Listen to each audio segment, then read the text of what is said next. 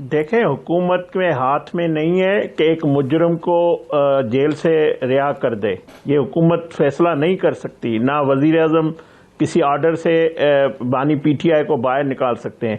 उनके पास संगीन केसेस हैं और जिस जुर्म के सज़ा उनको आई है, अगर उनके पास अपीलें हैं, अदालतों का काम है, वो अगर बेगुनाही साबित करते हैं तो ये अदालत ही उनको रिहा कर सकती है। ना हुकूमत ना कोई और इनको रिहा कर सकता है। ना हुकूमत को किसी मुजरिम का खौफ है।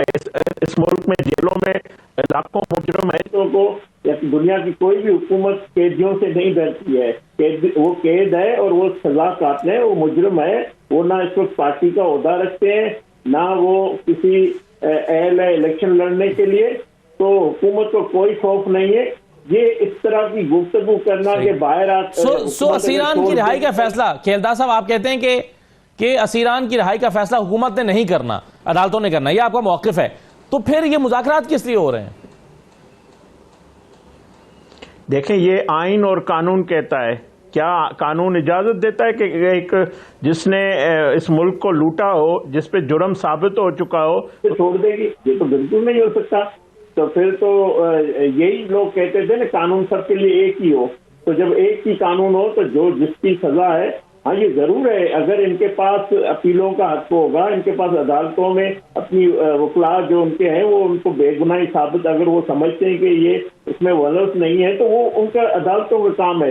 हुकूमत किसी भी सूरत में बानी पीटीआई की रिहाई पे कोई बात ना कर रही है, ना करेगी, ना पहले कभी की है, ना बानी पीटीआई के हवाले से कोई इस तरह। अभी तो बानी पीटीआई के जीएसटी हमला केस जो है 9 मई का जो मास्टरमाइंड है, उसके फैसले आने बाकी है। वो भी अदालतों को जो जहाँ पे ये फैसले होने उनको करना है। तो ये बानी पीटीआई इस 9 मई से जान नहीं छुड़ा सकते। ये लोग इनके जो भी हैं, ये मुख्तलिफ ग्रुप्स में बटे हुए हैं। जो कुछ साबका है, कोई मौजूदा है, कोई शुरू से है, ये इनके ख्यालात हैं, ये करते रहें। मगर हुकूमत किसी सूरत में इनकी रिहाई या बानी पीटीआई पे केसेस के हवाले कोई गुफ्तगू नहीं करे, ना एनआरओ देगी, ना हुकूमत इनसे कोई डील करेगी। ठीक है, सब चाहते हैं कि डील हो। तो सर मेरा फिर वही सवाल है ना, मेरा इख्तियार नहीं है। राइट सर, चले हुकूमत चाहे भी तो उसके पास इख्तियार नहीं है, लेकिन फिर सवाल यही है कि फिर मुज़ाकरात, और मैं ये रोकड़ी साहब के सामने रख देता हूँ। मुज़ाकरात में बताऊं, मुज़ाकरात असल साहब, मुझे जितना आपने मेरे दोस्त पीटीआई को मौका दिया, या तो उतना मुझे मौका दे दे, या हमसे प्रोग्राम कर ले, फिर मैं जी कहिए सर। जी कहें सर, आप मुकम्मल करें। मुज़ाकरात देखें, मुज़ाकरात अपोजिशन से होते हैं, जो पार्लियामेंट के अंदर अपोजिशन मौजूद है, और वजीर आजम ने खुले दिल से और इनको अच्छी पेशकश की है, ये सुनहरी मौका दिया है कि आप अपोजिशन कौमी मामलात पे, मुल्की मामलात पे, मईशत पे, सियासत पे बात करें। और आपके लिए स्पीकर का हाउस खुला हुआ है, वो स्पीकर सबका स्पीकर है, और ये मौजूद फोरम है। तो मैं समझता हूँ उस पर जरूर बात होगी, सेनेट में, नेशनल असेंबली पे अगर कोई जमात बात करेगी तो उससे बात करेंगे। मगर ये जो सारे आपस में गुथम गुथा है, किसी के पास ये लोग बता दे कि क्या इनके इत्तेहाद को है, क्या बैरिस्टर गौहर साहब को जो चेयरमैन है उसको है, क्या इख्तियार जो है आज जिसकी एलामिया है उसका, ये रोजाना नए एलामिया आ रहे हैं। तो मुझे तो ये भी नहीं समझ आ रही कि इन सबके पास इख्तियार है भी सही, या ये बेबसी का इजहार जिस तरह कर रहे हैं। तो सही है, बिल्कुल ठीक है। आप 2-3 बातें आपने कर दी सर। एक तो खेलदार साहब वो ये कह रहे हैं कि अगर स्पीकर साहब जो हैं वो अनबाइज्ड होते तो अब तक महमूद अतरजई साहब का उन्होंने नोटिफिकेशन क्यों नहीं किया एज एन ऑपोजिशन लीडर? और क्या आप नहीं समझते कि वाकई पार्लियामेंट का ढांचा मुकम्मल करने के लिए ऑपोजिशन लीडर तो होना ही चाहिए?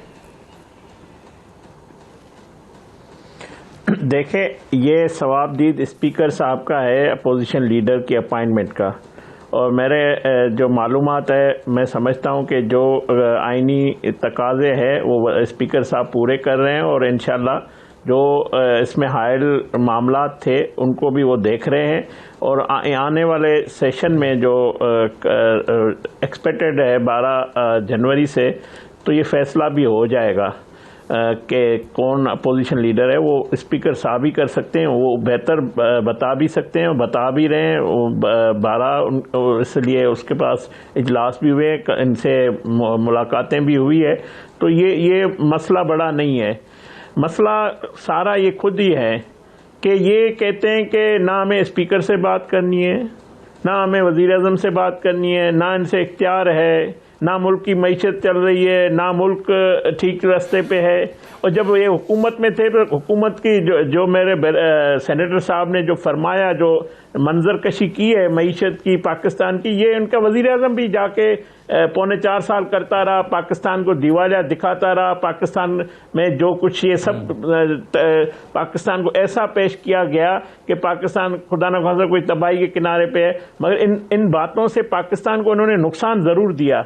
हमें सिफारती तौर पे इन्होंने तनाक किया, इन्होंने मईशत कमज़ोर करके दिवालिया पाकिस्तान बना दिया। मतलब इनकी ख्वाहिश आज भी यही है जो 3.25 साल हुकूमत में करते रहे, जो मंजर कशी वो करते रहे। मगर अल्लाह का फजल है कि हुकूमत ने उस वक्त जब 2022 में हमने वज़ीर आज़म शहबाज शरीफ साहब ने इक़्तिदार संभाला, वज़ीर आज़म शहबाज शरीफ साहब की क़यादत में पाकिस्तान की मईशत को दिवालिया होने से बचाया गया। पाकिस्तान में अवाम के जो उस वक्त मुश्किल फ़ैसले हुए, अवाम ने बोझ उठाया उस मुश्किल फ़ैसलों का। आज हम दुरुस्त समत में आ गए हैं। ये सारी वज़ीर आज़म शहबाज शरीफ साहब की 2022 से लेकर आज तक कोशिशें, उसमें field marshal CDF general Asim Munir साहब का भी कंट्रीब्यूशन है, मुश्तरका कोशिशें, जो इन्होंने मलबा तबाही का छोड़ के गए, उस मलबे को हटा हटा के हम दुरुस्त समत में जा रहे हैं। और ये इनके बगैर भी पाकिस्तान चलेगा, इनके बगैर भी पाकिस्तान पहले भी तरक्की करता रहा है। हमने मंसूबे दिए, ये अपने मंसूबे दिखा दें। पाकिस्तान को एटमी ताकत करने वाले हम हैं, पाकिस्तान में दुश्मन को शिकस्त देने वाले हम हैं, पाकिस्तान की मईशत को बेहतर करने वाले हम हैं। ये सिर्फ इनकी मकसद तबाही है, नुकसान है। ये कभी अच्छा पाकिस्तान का चेहरा ये पेश नहीं करेंगे, ना दुनिया में ना पाकिस्तान में बैठकर। उन्होंने जो फिगर कोट किया ना, वो ये कह रहे हैं कि पिछले 3 साल में, 3.5 साल में जो एवरेज ग्रोथ है वो तकरीबन 1.5 के करीब है। तो क्या वजह है कि आप ग्रोथ नहीं शो कर सके अभी तक? आप इनको और मुझे छोड़ दें। आप आलमी जो रेटिंग जरीदे हैं, जो सारे रेटिंग आती है, वो आप देख लें। आप मोडीज को देख लें, आप उनको देख लें। पाकिस्तान मैं जरूर ये मानता हूं इन्होंने मईशत को तबाह किया। पाकिस्तान एक दिन ऐसा आया था कि दिवालिया पे जब IMF नाराज होकर चला गया, ये चाहते थे पाकिस्तान दिवालिया हो, ये इनकी कोशिश थी और इनकी कोशिश आज भी है। ये आज भी पाकिस्तान को कमजोर करना चाहते हैं। सर अगर सब कुछ ठीक है, सब कुछ अच्छा चल रहा है, को कर्जा ना लिया जाए, तो ये लोग हमसे ना पूछें। इनको ये मैंडेट ही नहीं है।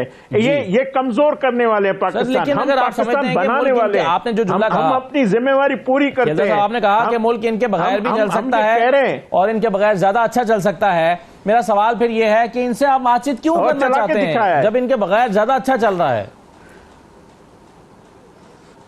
बातचीत की तो दावत ये एलामिया जारी करते हैं। महमूद खान अचकजई ने खुद कहा, तो वजीर आजम ने उसको कहा। जब पार्लियामेंट के अंदर जो फोरम्स मौजूद हैं, अपोजिशन से गवर्नमेंट और अपोजिशन साथ लेकर चलते हैं। अगर आपको पॉलिसीज पे गवर्नमेंट की कोई तनकीद करनी करें, मगर पाकिस्तान के कमजोर की करने की बात करेंगे तो हम इनसे बात नहीं करेंगे। वो कोई भी हो, जो पाकिस्तान की तस्वीर अच्छी पेश नहीं करेंगे, मैं उसके हक में नहीं हूं कि उनसे बात की जाए, उनको छोड़ा जाए। वो भटके हुए लोग हैं, वापस आएंगे। ये देखें, ये पाकिस्तान को ऐसे पेश करते हैं। सब कुछ ये है, ये एक शख्स के पीछे एक शख्स वो है तो सब कुछ है। मईशत भी है, जमहूरियत भी है, पार्लियामेंट भी है। वो नहीं है तो सब कुछ है। ये नहीं है। मेरे लिए पाकिस्तान अहम है। लीडरशिप बिल्कुल होती है, मगर मेरी और सबकी प्रायोरिटी पाकिस्तानियों, ये पहली हमारे लिए प्रायोरिटी पाकिस्तान है।